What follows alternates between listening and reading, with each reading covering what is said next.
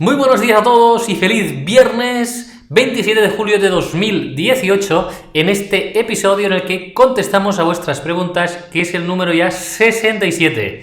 Este va a ser el último episodio antes de irnos de vacaciones, pero si esperáis al final del vídeo os daré una sorpresa y os diré qué es lo que vamos a hacer durante el próximo mes de agosto. Bien, antes que empezar a contestar a preguntas, como siempre, voy a hacer un poco el resumen de todo lo que hemos visto esta semana. El lunes tuvimos una sentencia en la que los tribunales nos dieron la razón en un caso en el que se reconoció a una persona el baremo de movilidad de la discapacidad. Lo hemos tratado en algunos vídeos y tenéis un caso de éxito, una sentencia en el que podéis ver cómo nos dan la razón por un tema de baremo de movilidad. El martes hicimos un nuevo vídeo divulgativo, en este caso lo hizo Marc, abogado, compañero, en el que se explica si la empresa debe pagar indemnización o no cuando a un trabajador se le reconoce una incapacidad permanente. Este vídeo del martes en YouTube, Marc explica esto. El miércoles hicimos en misderechos.club en el podcast un nuevo episodio en el que hablábamos sobre el glaucoma y es el episodio número 47. Ya sabéis también, y aprovecho para deciroslo aquí, que hay un nuevo canal de YouTube, el que podéis verlo, que es el canal de Mis Derechos Club. Si lo buscáis, Mis Derechos Club, os podéis suscribir a él y veréis cómo grabo este podcast, cómo lo hago, que lo edito en el momento, y así también lo podéis escuchar, aparte de en iTunes o en iVoox o en la propia página web de misderechos.club, lo podéis ver también y escuchar en YouTube, en este canal de Mis Derechos Club. Y ayer jueves hicimos un refrito de un artículo en el que hablábamos sobre la jubilación anticipada. Te os dejo también el enlace en los detalles de este vídeo, de todos estos contenidos, la sentencia del lunes, el vídeo divulgativo del martes en este canal de YouTube de Camaña Abogados, el miércoles el podcast que decíamos sobre la enfermedad del glaucoma, esta enfermedad ocular, y de ayer el nuevo blog post que hicimos el refrito de la jubilación anticipada, que seguro que os resulta de interés. Bien, y ahora sí, antes de empezar y por último, recordaros que lanzamos una calculadora de incapacidad permanente. Esta calculadora os permite saber en menos de 2 minutos, introduciendo vuestros datos, si cumplís los requisitos legales para poder solicitar una incapacidad laboral. Igualmente os dice un aproximado de la base reguladora que podríais tener de vuestra pensión de incapacidad. Os lo dejo también, como siempre, en los detalles de este vídeo. Y ahora sí, si os parece, empezamos a contestar las preguntas, que tenemos muchas, como siempre. Vamos con la primera pregunta, que nos la hace Javier y nos dice lo siguiente. Hola Jorge, mi nombre es Javier y mi pregunta es: me han concedido la IPT, incapacidad permanente total para la profesión habitual. Tengo 54 años, la base reguladora me da 1.104 y de ahí me dan el 55%, 607 euros. Y mi pregunta es, a los 55, ¿cómo solicito el 20% hasta el 75%? ¿Tengo que ir a la Seguridad Social o me lo dan automáticamente? Y por último, saber si cada año incrementa la base reguladora con las subidas por ley gubernamental. Sin más, espero que me puedas ayudar. Un saludo cordial, gracias. Gracias a ti, Javier, por la pregunta y vamos allá con la respuesta. El tema de los 55, si eres menor de 55 años, cuando llegas a los 55 años, debes solicitar el incremento del 20% de la incapacidad permanente total cualificada. Ya sabemos que este 20% se cobra si no ejercemos ningún tipo de trabajo, ¿vale? Ni autónomo ni régimen general. Si tenemos una IPT, nos permite cobrar un 20% adicional. Entonces, ¿esto qué es lo que tienes que hacer? Pues una vez cumplas los años, pides cita previa en un CAIS, en un centro de atención e información de la Seguridad Social, y ahí presentarás un formulario y automáticamente al cabo de un mes aproximadamente te lo van a reconocer y te lo van a pagar desde que hayas cumplido los 55 años. Tienes hasta 3 meses. Si vas, me lo invento, 2 meses más tarde de que hayas cumplido 55 años y tú lo pides, te lo van a pagar desde el día que cumpliste los 55 años. Si pasan más de 3 meses desde que cumpliste los 55, ya no se pagarán los atrasos desde que cumpliste 55, sino que será desde la fecha en la que solicites el incremento del 20% adicional. Esto es muy importante que lo tengamos en cuenta. Siempre se tiene que pedir, excepto si cuando nos reconocen esta IPT ya somos mayores de 55 años. Si somos mayores de 55 años cuando nos reconocen la IPT, automáticamente nos reconocen ese 75%. Y ya sabéis, y amplío un poco la pregunta, que este incremento es renunciable. Es decir, si quieres buscar un trabajo, encuentras un trabajo y demás, pues dices, oye, yo he encontrado un trabajo, dejas de cobrar el complemento, vuelves a cobrar el 55% de la pensión de incapacidad y el trabajo, ¿de acuerdo? Si dejas ese trabajo, pues lo mismo, ¿eh? Puede pasar un mes que hayas intentado trabajar, ves que no puedes porque no estás bien o no superas el periodo de prueba, por ejemplo, pues luego puedes volver a solicitar el 20% y cobrar el 75%. Se puede ir jugando, ¿eh? Y no se pierde por el hecho de hacer un trabajo y volver a intentar tener este incremento. Muchas gracias por tu pregunta, Javier. Y espero que nos compartas también cómo ha ido el procedimiento una vez cumplidos los 55 y hayas hecho esta solicitud tal y como te he comentado, pues que nos lo puedas compartir con toda la audiencia y así daremos un poco de ejemplo de lo que estamos comentando. Vamos con otra pregunta que nos hace en este caso Antonio Jiménez y nos dice lo siguiente. En primer lugar, quiero felicitaros por vuestros tutoriales y la sencillez con la que explicáis los temas. Muchas gracias, Antonio. Al hilo del tutorial de que si se puede trabajar con una incapacidad, mi pregunta es la siguiente. Yo ya tengo declarada la total, absoluta para todo tipo de trabajo. En este caso sería la incapacidad permanente absoluta, ¿eh? En mi caso, ¿podría hacer un voluntariado en Cáritas o cualquier otra ONG? Al ser un voluntariado, una actividad sin ninguna compensación económica, ¿se puede considerar trabajo? ¿Estaría obligado a notificarlo a la Seguridad Social? Gracias por vuestra atención y recibid un cordial saludo. Muchas gracias a ti, Antonio, por la pregunta. Y en este caso, yo siempre lo digo, cuando se reconoce una incapacidad permanente, este tipo de trabajos, que más que trabajos propios son voluntariados, son más que recomendables, devolver un poco a la sociedad. Ya no tenemos esa preocupación de los ingresos que tenemos y si podemos estar ocupados ayudando en ONGs o en asociaciones de enfermos, ya sabéis que nosotros colaboramos con muchas asociaciones de enfermos y familiares de enfermos y eso ayuda muchísimo a estar mejor con la enfermedad que padecemos. Entonces, no es necesario notificar a la Seguridad Social siempre y cuando a ti no te den de alta en ningún régimen de la Seguridad Social. Lo habitual es que no te den de alta en un régimen general de la Seguridad Social, pero si te dieran de alta, entonces sí que deberías notificarlo, ¿eh? Depende del tipo de voluntariado, algunos sí que lo harán, otros no. Por lo tanto, lo primero que tienes que hacer es saber si te van a dar de alta en la Seguridad Social o no.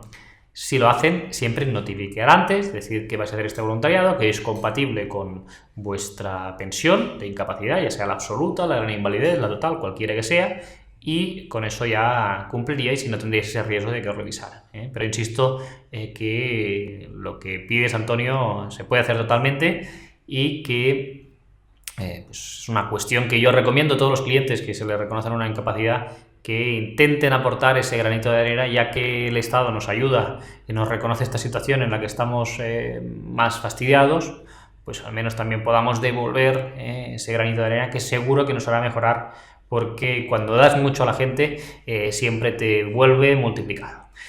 Muchas gracias por tu pregunta, Antonio, y vamos con la siguiente, que nos la hace Arturo Esteban, y dice: hola Jorge, si pasan los 18 meses de baja, ¿se sigue cobrando la misma cantidad hasta que se da el alta o la incapacidad? Si tardan en pronunciarse más allá de los 18 meses, ¿se cobraría lo mismo? Muchas gracias. La respuesta, Arturo, es que sí, durante ese tiempo en el que pasan los 18 meses de baja, el periodo máximo, ya sabemos. Excepcionalmente hay la demora de calificación esta de los 6 meses que os he explicado alguna vez, hasta los 24.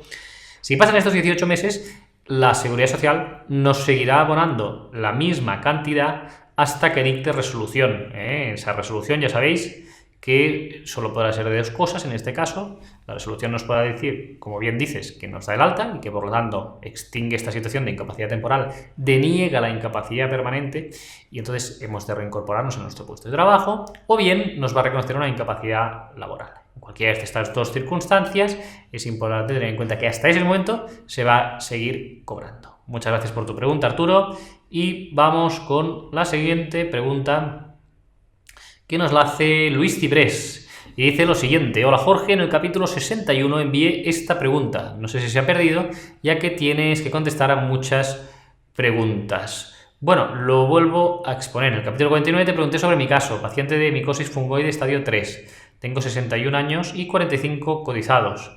Al pasar por segunda vez el tribunal me han prorrogado 6 meses más hasta cumplir los 18 meses, como bien tú me dijiste, Pues el mismo caso que nos comentaba Arturo. El solicitar la incapacidad en principio era por la micosis, pero ahora se me ha sumado otro problema más. Tumor vesical de 3 centímetros que ya ha sido extraído. Pues parece que es un carcinoma, un cáncer, un tumor vesical no invasivo de alto riesgo. Tratamiento, instigaciones endovesicales, y el urólogo me ha informado que estos tratamientos van a ser muy largos. Mi pregunta es, si esta nueva enfermedad la tendrán en cuenta para cuando me hagan la valoración si presento los informes, ¿qué tipo de incapacidad crees que me deberían conceder? Atentamente, un saludo. Por cierto, no hay ningún enfermo de micosis fungoide. Bueno, pues bien, muy buena pregunta, gracias por tu pregunta, Luis, y disculpa por no poder contestar a la pregunta en el episodio 61. Ya sabéis que aprovecho para decirlo, que hay muchísimas preguntas. Recientemente veía esta semana un comentario de una persona que se quejaba, que le había preguntado varias veces y que no habían podido responder. Ya veis que lo vamos intentando siempre que podemos, y insisto, si no se os ha contestado, si lo podéis poner también en la pregunta cuando hagamos el capítulo, pues intentaremos dar prioridad a esas preguntas que han quedado colgadas de episodios anteriores. Bien, y ahora sí, ya para contestarte, en este caso Luis, hemos de tener en cuenta que cuando estamos en un proceso de incapacidad temporal, cuando agotamos la incapacidad permanente, aunque tengamos otras patologías distintas o añadidas a la que nos precedía de esta baja médica, se va a tener en cuenta todo el grupo. No nos van a valorar exclusivamente en este caso que decías tú de la micosis fungoide estadio 3, ¿no? Pues no nos van a mirar solo eso, sino que nos van a mirar todo el cuadro general, ¿vale? Entonces, si tenemos algún otro tipo de patología, en este caso el cáncer que padeces, pues también nos lo van a valorar cuando lleguen los 18 meses. Vamos a ver, entonces, en cuanto a tu caso, ya te digo, con respecto a la enfermedad del cáncer, hemos de tener en cuenta cuál es la valoración, el tratamiento y demás. Si dices que va a ser un tratamiento largo, lo más probable es que te reconozcan una incapacidad absoluta y que sea revisable al cabo de unos años para ver, pues a lo mejor un año o 6 meses, que te vuelvan a revisar para ver si el tratamiento sigue efectivo o no. Dependerá de la duración del tratamiento y de lo intensivo que sea el tratamiento. Me lo invento, si estás haciendo quimioterapia, pues a lo mejor cada 2 semanas o así. Pues claro, si eso se va a demorar durante un año, pues evidentemente ya has pasado los 18 meses, pues te van a dar una incapacidad permanente, revisable, a expectativas de ver cómo quedas después de ese tratamiento, qué secuelas te quedan después del tratamiento del cáncer, que esperemos todos y toquemos madera de que puedas superar. Por otro lado, el tema de la micosis fungoide que nos decías, claro, en estos casos, esta enfermedad de la sangre, ¿no? En este caso, dependerá mucho de la afectación que te produzca. Yo realmente no tengo un conocimiento profundo sobre esta enfermedad, y lo que te diría sería que el hematólogo que te haga el informe, pues te diga en concreto qué limitaciones funcionales puedes tener, que creo que va a ser pues ese cansancio, esa astenia que puedes tener, y aprovecho para hablar a la gente, ¿no? Y para pedir si hay alguna otra persona que padezca esta enfermedad, ¿no? Que afecta a los glóbulos blancos, hasta micosis fungoide, pues que lo ponga en conocimiento, y así podemos compartirlo también, e intentaremos hablar con algún experto, Luis, con un médico, para que nos pueda asesorar un poco más sobre la cuestión, y si quieres más adelante lo tratamos. Muchísimas gracias por tu pregunta. Vamos con otra que nos hace Manuel González, dice: muy buenas, Jorge, mi pregunta es, llevo un año esperando el juicio por lo social que me está llevando tu compañero Alberto. Si el juicio lo gano y me conceden una incapacidad, ¿tendría que pagarme el año desde que hice la demanda hasta el día del juicio? Un saludo. Bien, esto dependerá, en este caso, Manel, de las circunstancias personales que tengas. Sí que pagan atrasos desde la fecha del hecho causante. Ahora bien, estos atrasos no se cobran si estamos en alguna de las circunstancias siguientes. Si tienes un contrato y estás de baja médica y estabas cobrando por esa baja, te van a compensar esos periodos que has cobrado de baja. Por lo tanto, si tú has cobrado 100 de baja y la incapacidad al final es 200, pues te van a pagar esa diferencia. Lo mismo ocurre con el paro. Si estás en una situación de paro, pues en ese caso también te van a compensar esa situación. Es decir, si estabas cobrando de paro 100 menos 20 y la pensión son 200, pues vas a cobrar la diferencia. Si estás de alta, no vas a cobrar nada, ¿eh? Es decir, si estás de alta, pues ahí sí que no se cobra nada. Se compensan los periodos de baja y de paro, ¿eh? O aquellos en los que no estás cobrando nada. Si estás inscrito como demandante de empleo y no estás cobrando nada, entonces ahí sí que cobrarás totalmente esa pensión, ¿vale? Lo que no se puede cobrar es más de lo que se cobraría estando trabajando, ¿eh? Porque eso no se permite y por lo tanto los atrasos dependerán de las circunstancias personales del caso, ¿eh? Entonces lo puedes comentar con Alberto, con mi compañero perfectamente, y él te dirá si tienes derecho o no en tu caso particular a atrasos, pero la regla general es esta que te comento. Muchas gracias por tu pregunta, Manel, y mucha suerte en tu caso, que esperemos que una vez llegue el juicio te den la razón. Vamos con otra pregunta que nos la hace Cucharón de Palo, Granada, y dice: hola, me interesa mucho que me expliques cómo me afectaría a la hora de jubilación si paso a una media jornada. Tengo 57 años. Gracias. Bien, pues esto es una de las novedades que se introdujeron. Es un tema bastante largo, no lo vamos a... Te voy a contestar ahora, pero lo vamos a hacer con profundidad en el último trimestre del año, porque vamos a dedicar un episodio divulgativo, quizás sea un poco más largo, con ejemplos prácticos, de lo que se llama el coeficiente de parcialidad. Esto es una reforma que se introdujo hace ya unos años que sirvió para poner más fácil a las personas que están trabajando a tiempo parcial el acceso a la posibilidad de tener prestaciones, ¿vale? Siempre hemos dicho, os pongo un ejemplo, de que las personas que acceden a una incapacidad permanente por enfermedad común se tiene que cumplir unos requisitos de cotización. Y para los mayores de 31 años, pues por ejemplo, una persona de 52 años necesita haber cotizado, por ejemplo, 8 años, porque si le hace a 52, se le restan 20 y se divide entre 4. 52 menos 20, 32, entre 4, 8. Pues bien, este requisito de cotización, para una persona que siempre toda su vida laboral haya trabajado al 50%, media jornada, el requisito se reduce, ¿de acuerdo? Es decir, que estos 8 años pasarían a ser 4, ¿de acuerdo? En vez de 8 serían 4. Entonces, esto es lo que hace que sea más fácil acceder a la vida laboral. Pero luego también se aplica lo que es el coeficiente global de parcialidad. En este mismo ejemplo que os daba, también la base reguladora se aplica un porcentaje.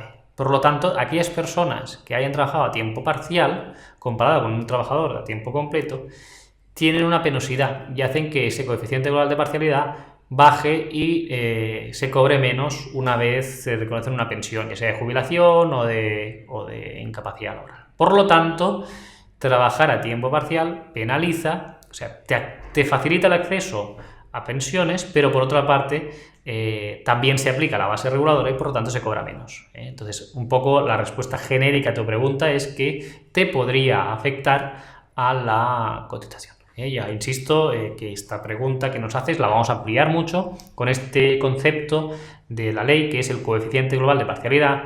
Y haremos un artículo y unos vídeos explicándolos divulgativos en el que todas aquellas personas que estáis en esta circunstancia, que por desgracia cada vez son más, porque ahora ya te cogen toda la vida laboral. Si has cotizado algo a tiempo parcial en tu vida, eso te va a afectar a la jubilación o a cualquier tipo de pensión que puedas tener adelante. Por lo tanto, lo haremos un poco más adelante, ya te digo, al final del trimestre, cuando volvamos de vacaciones, y lo miramos. Muchas gracias por tu pregunta, Cucharón de Palo. Vamos con otra pregunta que nos la hace, en este caso, José Sánchez. Dice: hola Campmany, ¿me puedes ayudar cómo puedo cobrar una incapacidad por la apnea del sueño? Mi profesión es conductor de camión tráiler, tengo la edad de 60 y según la ley dicta que no puedo conducir un camión.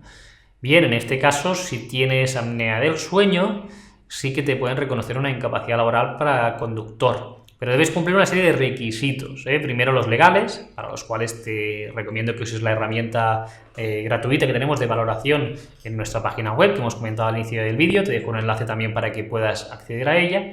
Y lo segundo es que tenemos algunos casos de éxito, me parece, en la página web, de sentencias que se han ganado por apnea del sueño y en concreto sobre profesionales de la conducción, de conductores. Y se suele reconocer ¿por qué? Porque tienes que acreditar en esos informes que padeces apnea del sueño, de carácter grave o severo, que has agotado las posibilidades terapéuticas, es decir, que estás utilizando CPAP para dormir y que aún así tienes lo que se llama hipersomnolencia diurna, es decir, que tienes episodios de adormecimiento, que te duermes durante el día. Entonces, esto evidentemente, como es un riesgo muy grande para ti como conductor, como para terceras personas, en estos casos se suele reconocer una incapacidad total para tu profesión. Entonces yo te diría que lo más importante, que te sometas a esta prueba a la polisomnografía, que seguramente debe ser hecho, que aún así, teniendo apneas y hipopneas, tengas esta máquina, el CPAP, y que pese a todo este tratamiento que hayas hecho de CPAP y demás, pues sigas en este sentido con estas apneas y demás, y en el informe del neumólogo te puede hacer constar pues que también tienes estos episodios, ¿no?, en los que te duermes durante el día y con qué frecuencia. Con todo esto se podría valorar y a partir de ahí determinar si puedes evitar una incapacidad laboral o no. Insisto, en este caso, como en todos, José, que no toda persona que padece apnea del sueño y sea conductor, le van a reconocer una incapacidad. Se tiene que ir caso por caso, mirando la gravedad, estudiando el informe del neumólogo y a partir de todo eso ver si te pueden o no reconocer una incapacidad. Pero insisto, estas son las notas que te puedo dar para que sepas si tu caso puede más o menos ser o no viable. Muchas gracias por tu pregunta y esperamos que nos digas a ver también cómo evoluciona tu caso. Otra pregunta nos la hace Isidro Medina. Dice: hola, mi mujer tiene la IPT, incapacidad permanente total, y hace 2 años le reconocieron un 55% de minusvalía por diferentes enfermedades crónicas e incurables, pero nunca le han propuesto pedir la incapacidad absoluta. Ella está en situación de IPT, incapacidad permanente total, desde el 2011. ¿Podía pedir el reconocimiento de la incapacidad absoluta? Bien, la respuesta en este caso, Isidro, es que depende, como siempre, nunca es un sí contundente o un no. Si tu mujer no ha alcanzado la edad de jubilación ordinaria, los 65 años, sí que va a poder solicitar la revisión por agravación. Ya veis, siempre lo digo esto, cuando te reconocen una incapacidad permanente, ya sea por sentencia judicial o por parte del INS, en una resolución por el INS, nos van a fijar un plazo de revisión. Este plazo de revisión es entre un mínimo de 6 meses o así y 2 años, ¿de acuerdo? Si se han superado los 2 años, se puede pedir la revisión de incapacidad. Los 2 años o el plazo que nos hayan dicho en la resolución, Se puede solicitar la revisión de grado, ¿de acuerdo? Pero para pedir la revisión de grado de la absoluta, es importante que estemos seguros que estamos peor, ya sea por la enfermedad o lesiones que nos reconocieron, o ya sea por otras enfermedades o lesiones que hayamos padecido desde que nos reconocieron una incapacidad. Que estemos peor no significa que te tengan que dar una absoluta. Hemos de estar suficientemente peor como para que no podamos hacer ningún tipo de trabajo. Entonces el cambio tiene que ser importante. Lo digo porque hay personas que a lo mejor les dan una total por un tema lumbar, por ejemplo, y su profesión era de esfuerzo físico. Estaban mal, evidentemente, porque eso te reconocen una incapacidad, pero luego están peor, más dolor, demás y tal.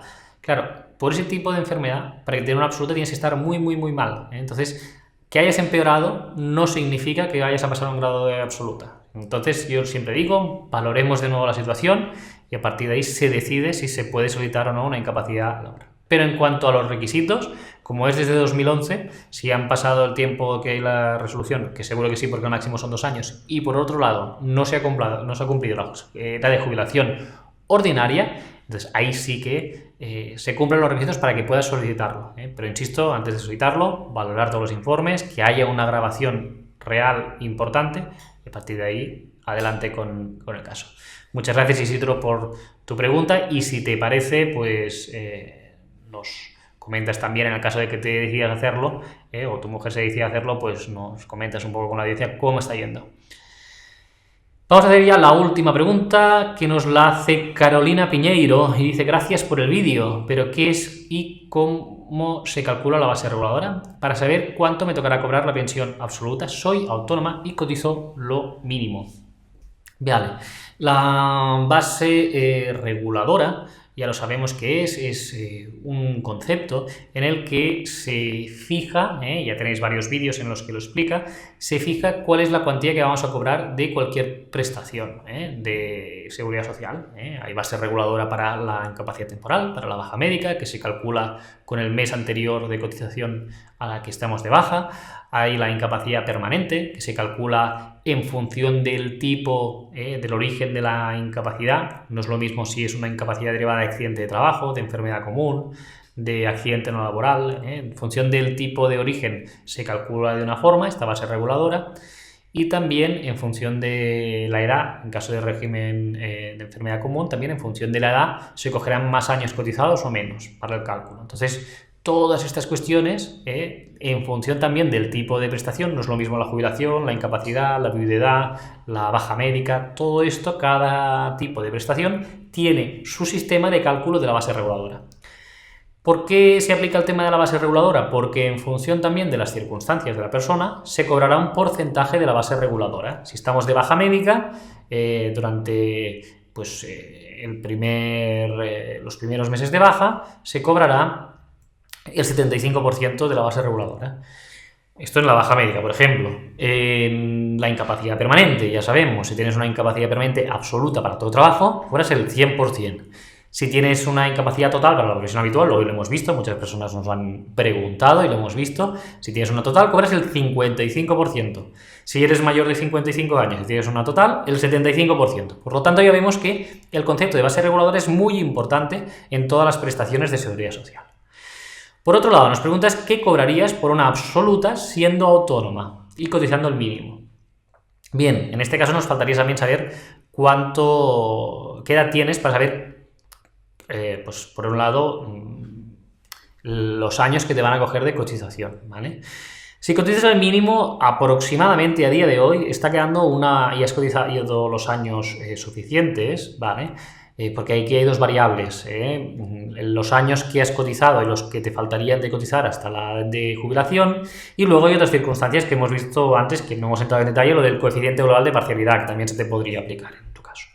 Entonces, básicamente estaríamos hablando de una pensión, de una base reguladora, no de una pensión, de alrededor de unos 750, 800 y poco euros, ¿vale? Más o menos, mensuales por 14 pagas, en el caso de que estemos hablando de una absoluta por base mínima.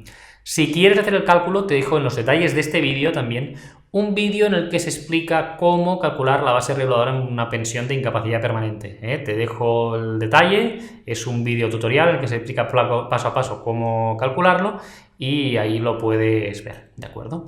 Muchísimas gracias, Carolina, por tu pregunta, y si tienes cualquier duda más, pues nos lo comentas y lo valoramos. Y ya como siempre quiero acabar con dos comentarios de la audiencia. En este caso, esta semana es de Teresa Moreno Alarcón, que nos dice felicidades por la labor que hacéis, muchas gracias, Teresa. Y de Lola Garrido Morales, que dice muchísimas gracias por vuestra ayuda, sois estupendos, buen fin de semana. Muchísimas gracias a todos, a ti, Lola, en particular, por este agradecimiento. Y ya deciros que nos despedimos aquí desde esta semana, es el último viernes, porque la semana que viene ya estamos en agosto, y nos despedimos en estos vídeos de contestar a vuestras preguntas hasta septiembre. Podéis seguir haciendo preguntas, porque en septiembre vamos a resolver esas preguntas, y quiero que sepáis también que es importante que no se acaban aquí los contenidos. En agosto tenemos un plan de contingencia especial, los martes vamos a publicar vídeos divulgativos, estos nuevos vídeos que hicimos, que ya vamos por el 18 esta semana, que hablaba al principio del vídeo, y los viernes vamos a hacer unos episodios especiales explicando casos de éxito. Casos de éxito, cada abogado que haya llevado ese caso, pues va a explicar de forma somera, en 5 o 10 minutos, cómo se ha ganado ese caso en concreto.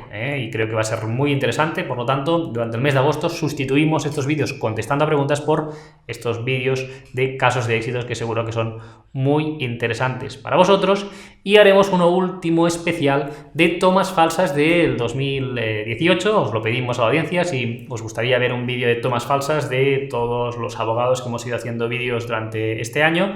La respuesta masiva fue que sí, más del 90% contestó que sí, que quería ese vídeo de tomas falsas, y Juan, nuestro diseñador, ya está trabajando en ello, y cuando lo tengamos, que será a finales de agosto aproximadamente, pues lo publicaremos para que todos lo podáis ver.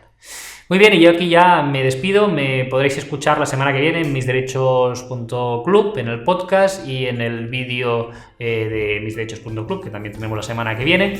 Pero me despido ya a los seguidores de este canal de YouTube de Campaña Abogados hasta septiembre, que continuaremos contestando a vuestras preguntas. Muchas gracias a todos y que tengáis un feliz verano.